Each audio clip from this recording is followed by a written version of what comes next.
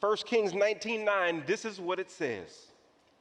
Then he came there to a cave and lodged there. And behold, the word of the Lord came to him and said to him, what are you doing here, Elijah? He said, Elijah, what are you doing here? Why are you in this cave? You see, Elijah's in a cave, and that cave represents depression. That cave represents, I can't do this anymore. The cave represents, I'm putting down my purpose. My anxiety is too high. My level of worry has gone too far. I just can't do it anymore. And God has the same question this morning for you that he had for Elijah. What are you doing there? Wait a minute, how are you going to ask me this question? Things are falling apart all around me. And you're asking me this obvious question. Why are you in this cave? God is saying, that's exactly what I'm asking you. And I didn't ask that question because I need a logical answer. Just like in Matthew 14 when Peter was walking on water and he got distracted and he began to sink. Jesus asked an obvious question. Why did you doubt? What do you mean? You didn't see that 30-foot wave? In Jonah chapter 4, he said, why are you angry? Well, you took the tree away. It was giving me shade. What do you mean, why am I angry?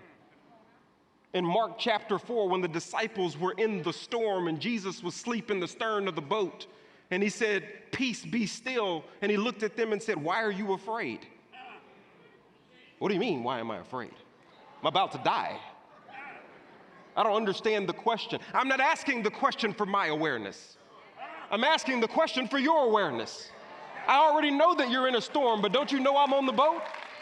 And he's asking Elijah, why is he in this cave? Because in chapter 17, when there was a famine in the land, Elijah, you don't remember that I fed you with a raven? You lost sight of the fact that I gave you bread and meat from a bird? In chapter 17, you don't remember the widow of Zarephath feeding you bread? In that same chapter, you don't remember that I gave you the power to raise a dead son from the grave? In chapter 18, you lost sight of the fact that you prayed a simple prayer and I rained down fire on Mount Carmel to take out the whole altar? You don't remember in chapter 18 when we took out and killed 450 prophets of Baal?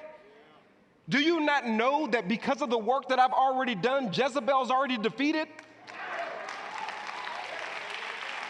Do you not remember what I've done throughout the course of your life? Do you not remember? Let me ask you a question. You don't remember the last time you defeated that diagnosis? You don't remember the last time the bill got paid? You don't remember when you were a wayward kid and God brought you back? You don't have any clue of what God has done in your life? You don't remember how God made a way out of no way? You lost sight of the fact of what God has done in your past to bring you to your present? Do you remember? Well, let me ask you a question. If you remember, then why are you in that cave?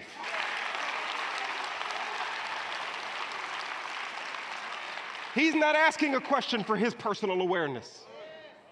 He's trying to get the prophet to stand up.